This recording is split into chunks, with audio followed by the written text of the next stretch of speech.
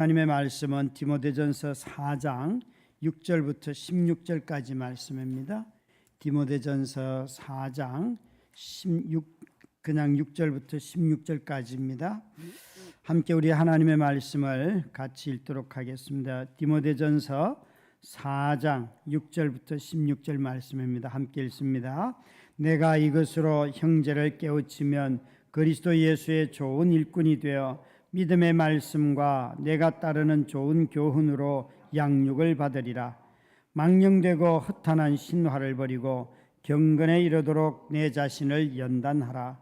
육체의 연단은 약간의 유익이 있으나 경건은 범사에 유익하니 금생과 내생의 약속이 있느니라. 미쁘다 이 말이여 모든 사람들이 받을 만하도다. 이를 위하여 우리가 수고하고 힘쓰는 것은 우리 소망을 살아계신 하나님께 두미니 곧 모든 사람 특히 믿는 자들의 구주시라. 너는 이것들을 명하고 가르치라.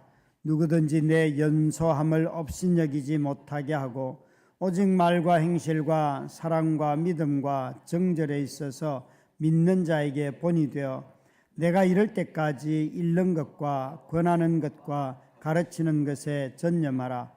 내 속에 있는 은사 곧 장로회에서 안수받을 때에 예언을 통하여 받은 것을 가볍게 여기지 말며 이 모든 일에 전심전력하여 너의 성숙함을 모든 사람에게 나타나게 하라. 내가 내 자신과 가르침을 살펴 이 일을 계속하라. 이것을 행함으로 내 자신과 내게 듣는 자를 구원하리라. 아멘. 이렇게 또 어른들이 많이 오신 거 보니까 뭘 준비하고 계신다고 들었습니다. 또 이번 주일날 추수감사주일을 맞이해서 각자의 삶 속에 한 해 동안 하나님이 주신 일들을 기억하며 무엇을 감사할지 잘 정리해 보시기 바랍니다.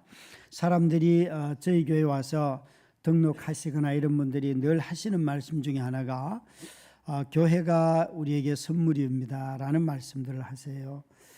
최근에도 등록하신 분들 중에는 보면 이전의 교회들에 정말 온전히 생애를 다 드렸고 그리고 그 열매가 너무나 허망하게 끝이 나서 괴로움을 겪다가 저의 설교나 책을 통하여서 또 매일 성경에 쓴 글들을 읽어서 오기 전에 여러 해를 저와 우리 교회를 잘 살핀 분들이 오셨어요. 그래서 와서 이렇게 말씀을 하시는데 아주 조심스럽게 자신들이 어떻게 이 여정을 쫓아서 왔는지를 말씀을 하시는데 그 말씀 중에 빠지지 않는 것이 뭔가 하면 이전 교회들에서 내가 어떻게 목사님들로부터 일종의 말하자면 영적인 학대죠. 이런 것을 어떻게 당하였는가 이런 이야기들을 하면서 참 이 교회 등록하기가 너무 조심스럽습니다 라고 말씀을 하시는 분들이 꽤나 있어요. 그것은 우리가 무엇을 해서가 아니라 이미 그분들 안에 큰 어려움들이 있기 때문에 갖고 있는 두려움이지 않습니까? 사실 저와 여러분들도 우리가 누군가로부터 이런 특별히 영적인 지도자들로부터 어려움을 겪을 때 그 신뢰가 한번 깨지고 나면 그걸 다시 회복하는 것은 대단히 어려운 문제입니다.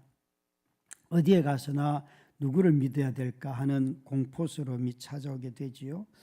바울 사도는 디모데 전후서에서 디모데에게 이런 이야기를 합니다. 그 당시 돌아다니는 교사들이 있었는데 이 거짓 교사들을 어떻게 분간하는가 하는 것을 사실은 이 목회 서신에 가르쳐줘요.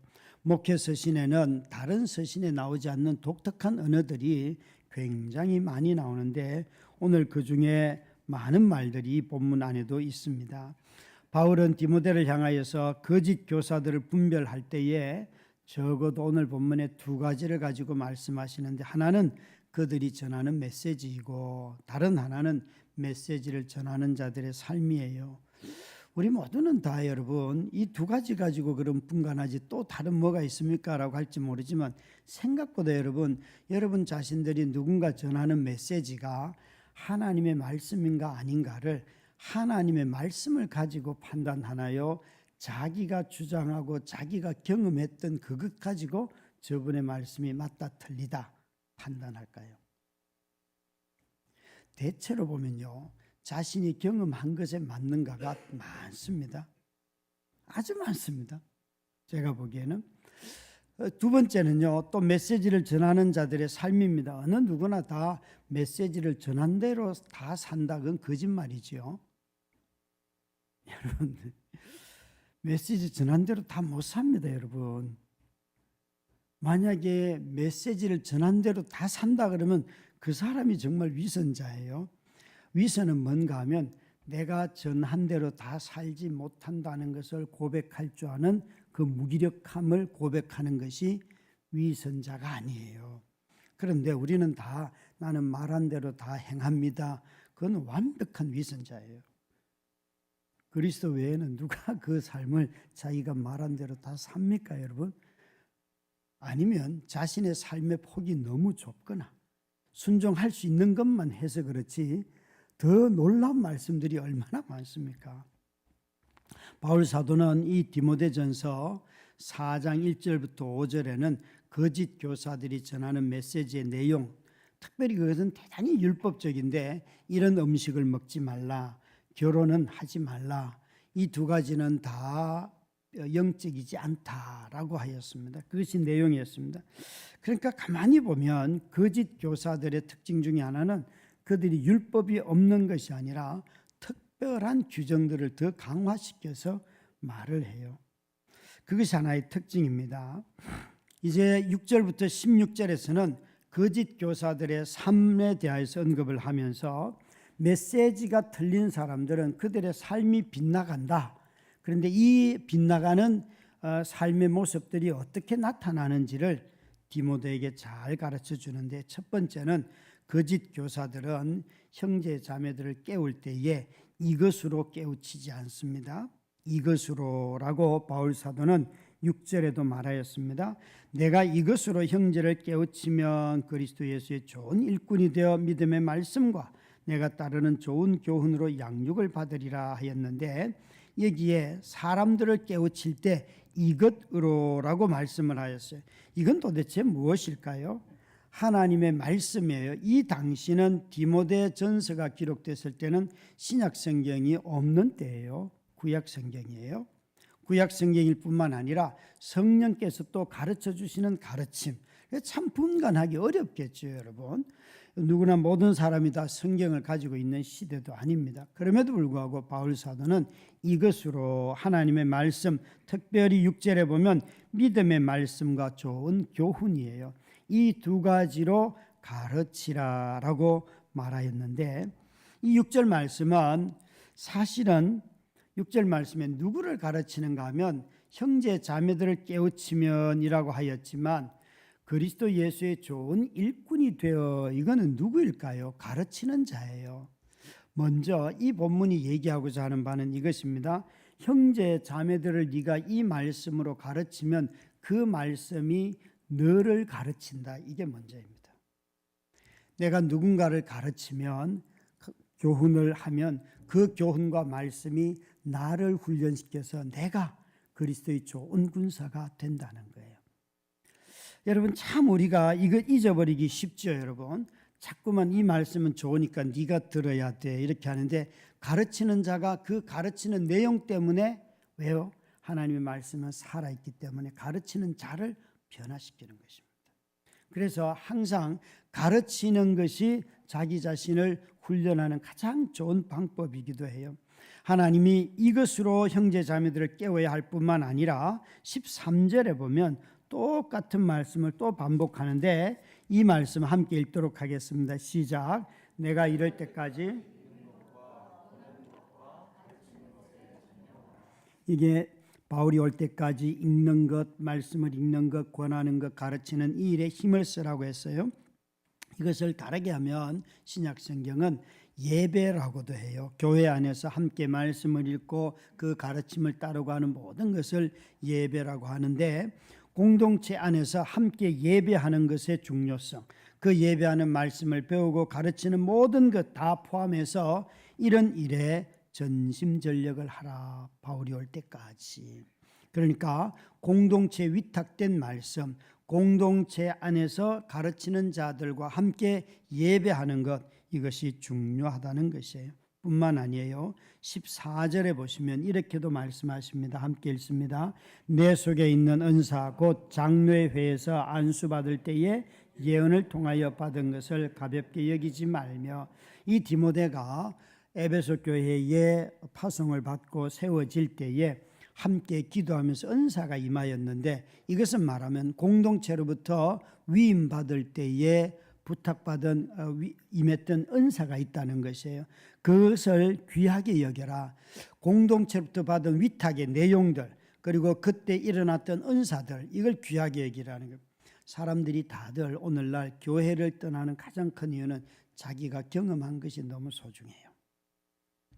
공동체로부터 내가 무엇을 받았는가, 이것은 별로 관심이 없어요. 내가 깨닫고 내가 배웠고 자신이 확신하면 그냥 막 날아다니는데, 여러분, 정말 우리의 삶이 하나님의 말씀이 드러나고 그 중심이 되는 공동체로부터 우리 자신들의 삶이 보호를 받습니다. 저는 가끔 이런 제안을 받을 때가 있어요. 목사님, 그냥 독립교단에 가셔서 목사님 마음대로 하시면 얼마나 좋습니까? 그래요. 제가 웃으면서 그래요. 저 혼자 그렇게 하고 그 다음 교회는 그럼 어떻게 될까요? 제가 적어도 통합적 교단에서 신학을 공부하고 쭉 이곳에서 자랐다는 것은, 제게는 통합적 교단이 못하는 게 있고 비판하는 것도 있지만, 그러나 이 교단이라고 하는 거, 내가 속해 있는 교단들은 그 연속성에 있어서 훨씬 긴 것 같습니다. 그리고 제가 어떤 잘못하거나 어긋났을 때에 조정할 수도 있고 서로 도와갈 수도 있는 이런 큰 일들이 사실은 우리 안에 있거든요. 우리 너무 신앙들이 개인주의에 빠져가지고 자신이 깨닫고 자신이 확신한 것이 절대화되는 이런 시대에 살아가고 있는데, 거짓 교사들의 특징 중에 하나가 이것, 바울이 말하는 믿음의 말씀, 또 아니면 그러니까 이 믿음의라고 하는 것이 목적어가 되거나 주격이 되면 좀 달라요. 말씀이 우리에게 믿음을 갖게 하는 것일 수도 있어요.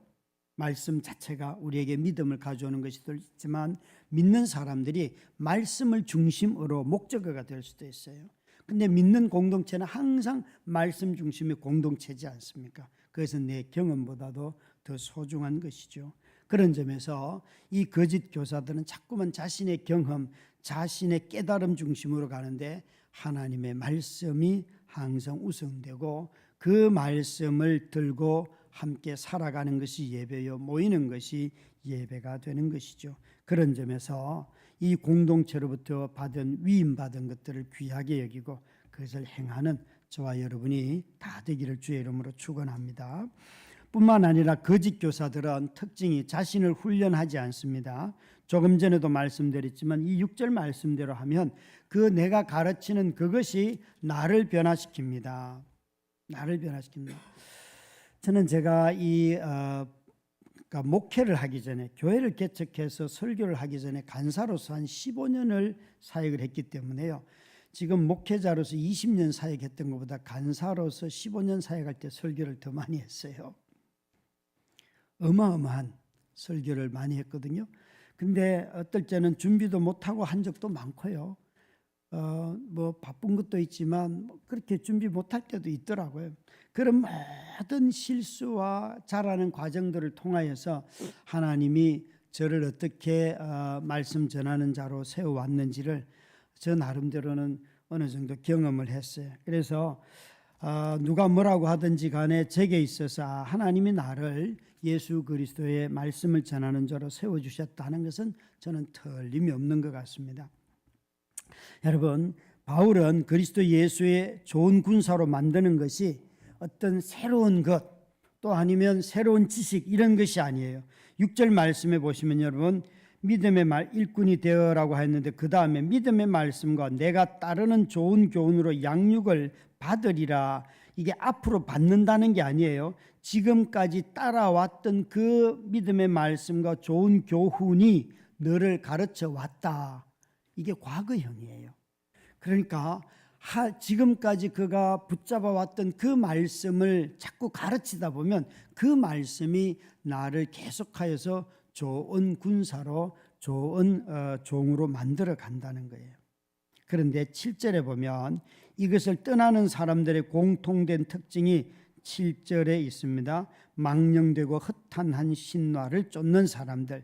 이 망령되고 허탄한 신화를 영어로 보면 아주 재밌게 번역했는데 아마 그 당시에 사람들의 어떤 특징일 것 같습니다. 저기에 단어 중에서요, Old Wives' Tale이라고 하는 저 단어를 주목해야 됩니다. 우리말에는 여기에 뭐라고 했는가 하면 허탄한이라고 했는데 영어 성경에는 늙은 여자들의 이야기. 자, 여러분, 아마 우리가 늙은 여자들의, 나이 많은 분들의 이야기, 아마 그 당시에 문화적인 뭐가 있는 것 같아요. 그들이 아마 돌아다니면서 많은 이야기를 하는데 다 잡담인 거예요. 온갖 소문과 이런 것들을 쭉 이야기하고 있어요. 그래서 이런 것들로서는 네가 아무 관계 맺지 말고 너 자신을 경건함으로. 그러니까 이 7절 말씀에 보면 경건의 훈련의 가장 첫 번째가 뭔가 하면 언어의 훈련이에요. 말의 훈련. 여러분, 경건해지려고 하면 먼저 말이 훈련이 되어야 합니다. 말에 대해서 신중하고 오래 참고 듣고 이야기하고 이런 거 있잖아요. 특별히 리더가 되면 더 그렇지요. 더 그렇지요. 참 목회를 하면서 저 자신도 말의 실수가 많은 사람인데 그거는 가정에서도 그러하고 또 교회 안에서도 또한 사회에서도 마찬가지일 수 있습니다. 그런데 우리가 언어를 말을 할 때에 그 누군가를 함부로 하대해서는 안 되잖아요. 그렇죠? 막 함부로 막 반말을 쓴다든지 그런 건 아닌 것 같고요. 또 자기도 모르는 내용을 왜 자꾸 반복하는지 좀 알고 얘기하면 좋을 텐데, 그죠? 그런 거, 또 무례한 거, 이런 거는 있을 수 없는 거잖아요. 어제 저는 우리 유수연 장로님, 박선희 권사님과 함께 이 공릉 청소년 문화센터에서 1년에 한 번 있는 야유회가 있어요. 그 야유회는 이 마을 회의에 참석하는 모든 단체들이 함께 가는데 무려 91명의 사람들이 차 2대에 나누어서 하루 나들이를 가는 거예요.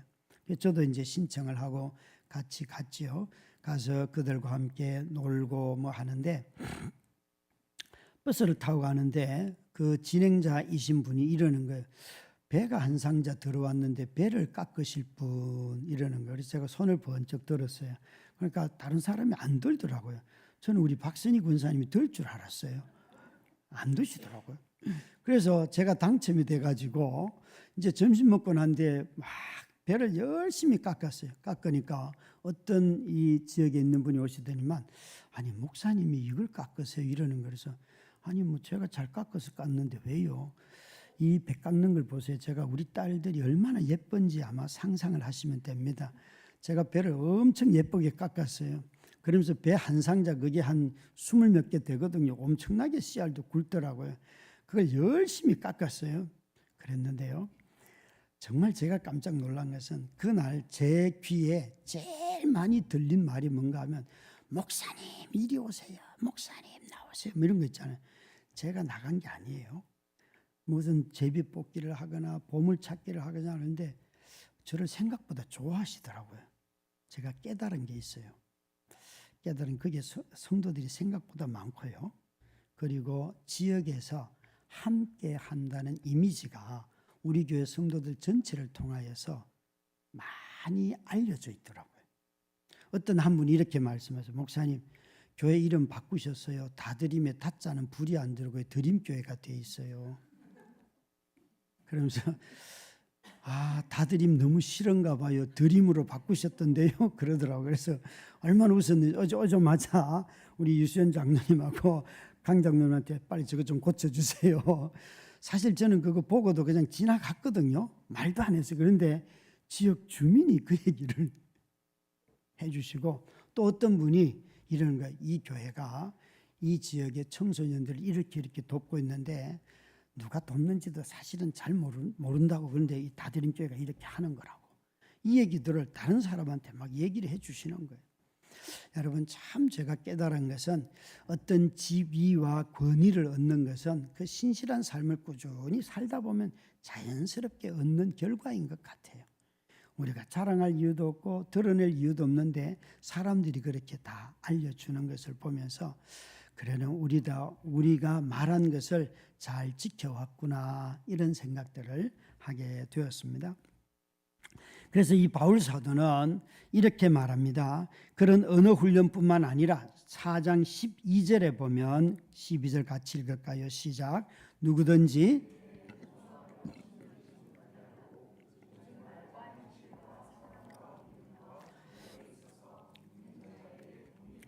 앞에 나오는 허탄한 말들과는 달리 오직 말과 행실과 사랑과 믿음과 정절에 있어서 믿는 사람들의 본이 되라. 특별히 나이 어린 것을 업신여기지 못하도록.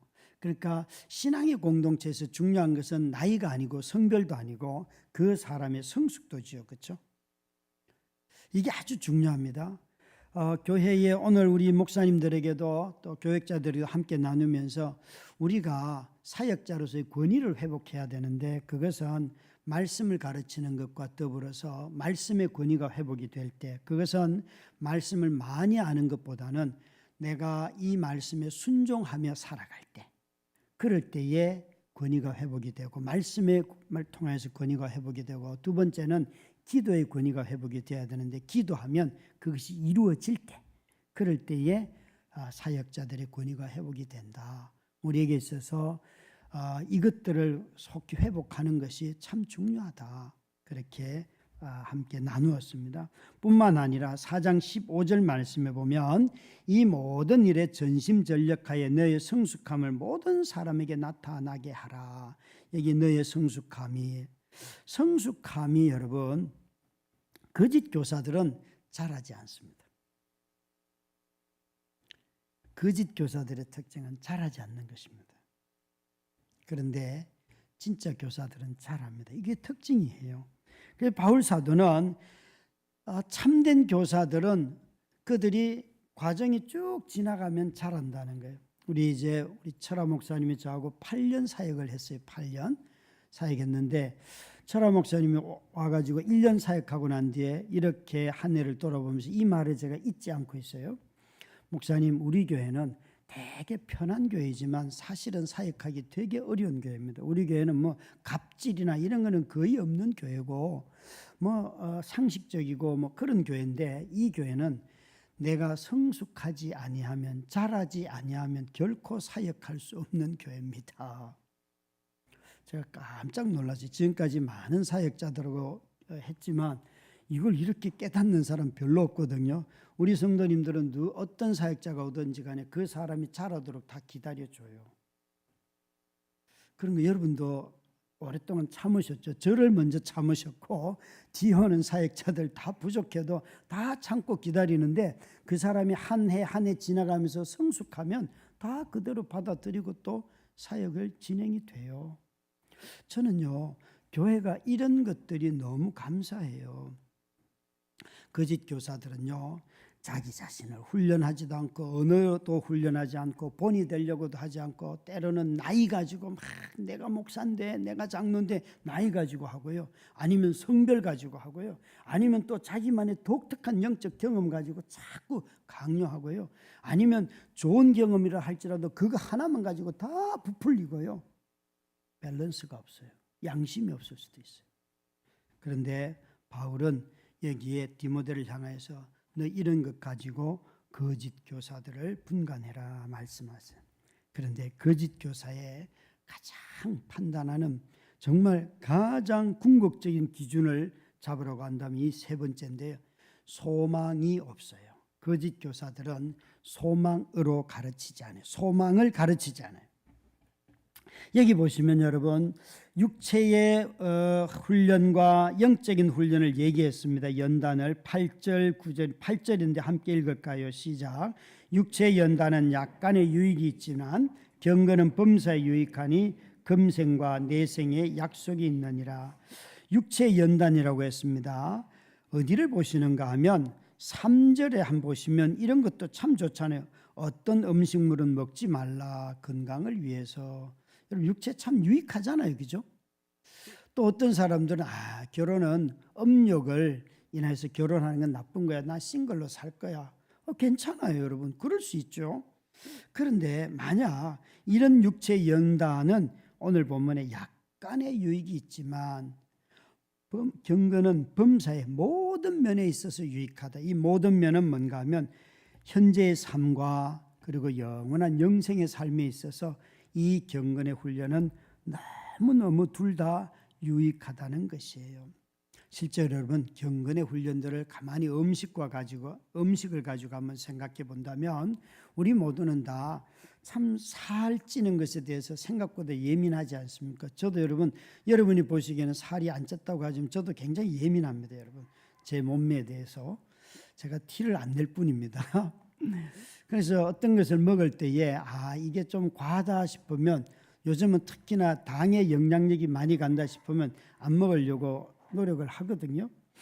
근데 제 자신이 경건의 훈련이 되면 절제력이 점점 늘어나게 되는데 이런 육체 훈련은 자꾸 당이 높아지는 거 아닌가 이걸 기준으로 하더라고요. 욕구를 잘 다스리지를 못해요. 그러니까 자꾸 어떻게 변형이 되는가 하면 이거 먹어도 당이 안 올라갑니다. 근데 살은 쪄요. 이게 달라지더라고요. 그런데 욕구를 잘 훈련하는 게 중요하잖아요. 그렇죠? 그래야지만 내 자신이 당뇨도 잘 절제할 뿐만 아니라 살 안 찌는 것도 절제하고 그럴 텐데 그게 잘 안 돼요. 특히 이런 금요일 날 이 모임 다 끝나고 집에 돌아가면 왜 이렇게 밤늦은 시간에 크게 먹고 싶을까요? 고구마가. 그게 참 여러분 오븐에 구워가지고 또 그걸 먹는 게 너무 많이 그걸 먹고 나면 잠자기가 그러니까 소파에 앉아갖고 이렇게 또 그게 내려간다고 생각하고 멍청하게 앉아가지고 또 이렇게 참 바보 아니에요? 바보? 그래서 제가 이런 생각을 해요. 이게 하루 중에 지금 한 새벽 한 4시부터 일어나서 지금 이러고 있는데 그러면 거의 한 20시간을 깨어 있는데 저녁에 먹는 게 그게 정상 아닌가? 이런 생각을 하다가도 그러면 좀 삶의 패턴을 좀 루틴하게 만들어야 되는데 이런 생각을 해야 되는데 아니에요. 할 건 또 다 해야 돼. 참 여러분 인간이 참 묘하지요. 그죠? 그게 여기에 이렇게 말하였어요. 범사에 유익하다. 그런데 이 범사에 유익한 것의 특징이 10절에 있습니다. 10절 같이 읽습니다. 이를 위하여 우리가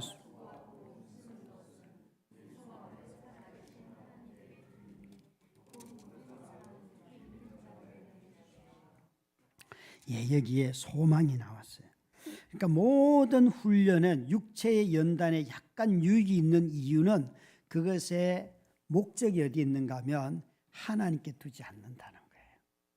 그래서 약간의 유익이라는 거예요. 그런데 여기에 경건의 훈련의 목적은 전부 다 소망이 하나님께 있기 때문에 이것이 모든 면에서 유익하다는 것이에요. 바울 사도는 자신이 이것을 위하여서 이 말, 모든 사람이 받을 만한 이 하나님의 말씀, 이것을 위하여 수고하고 애쓰는 것은 바울이 소망을 하나님께 두었기 때문에 그렇다. 소망의 방향이 어디를 향하는가? 그것이 나를 향하는가? 그것은 약간의 유익이 있을 수도 있고 때로는 자기 중심으로 향하면 그 소망의 끝이 자기에 도달하면 그건 거짓 교사가 되는 거죠. 참 교사는 그 모든 훈련의 끝이 어디에 도달하는가 하면 하나님에게. 내가 이 사람을 가르쳐서 저 사람이 나를 지지하는 사람으로 만들 것인가, 저 사람이 하나님을 경외하고 그분을 따르도록 그분의 말씀에 순종하도록 만들 것인가, 이것이 참 교사인가 거짓 교사인가를 가르쳐주는 중요한 기준이 되는 것이에요. 여러분, 이런 소망이 있기 때문에 바울은 수고하고 힘쓴다고 했습니다. 소망은 우리에게 열심을 불러일으킵니다. 우리에게 소망이 없을 때에 열심이 일어나지 않습니다. 정말 이 소망은 우리에게 얼마나 열심을 일으키는가? 참교사의 마지막 결론은 그런 점에서 이 소망에서 판가름 나는데요. 제가 한번 이걸 읽어볼 터인데 혹시라도 이거 자막에 한번 띄워주면 같이 읽을 수 있습니다. 이 소망이 불러일으키는 열심을 제임스 패크라고 하는 사람이 이렇게 표현을 하였는데 너무나 기가 막힌 문장이 여기에 있어요. 그것은 단 한 문장으로 정리하면 이 사람은 언제든지 하나님을 기쁘시게 하는 사람, 하나님을 기쁘시게 하는데 열망이 사로잡혀 있다는 것이에요. 그러니까 우리의 내가 이렇게 섬기면 이 규모가 늘어나고 결과가 긍정적으로 나타나고 아니면 유익하고 이런 데 관심이 있지 않고 오히려 내가 열심히 수고해도 실패할 수 있잖아요. 바울 사도를 보십시오, 여러분. 그죠? 그의 사역이 다 성공한 건 아니잖아요, 우리가 생각하는.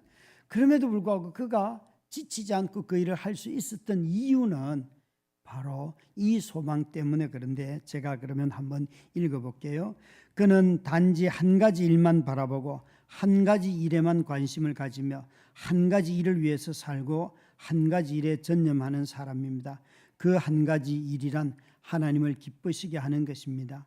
살든지 죽든지 건강하든지 병약하든지 부유하든지 가난하든지 다른 사람을 기쁘게 하든지 화나게 하든지 사람들에게 욕을 먹든지 칭찬을 받든지 지혜로운 사람이든지 어리석은 사람이든지 영예를 얻든지 수치를 당하든지 모든 열심 있는 사람은 다른 것에는 전혀 관심이 없습니다.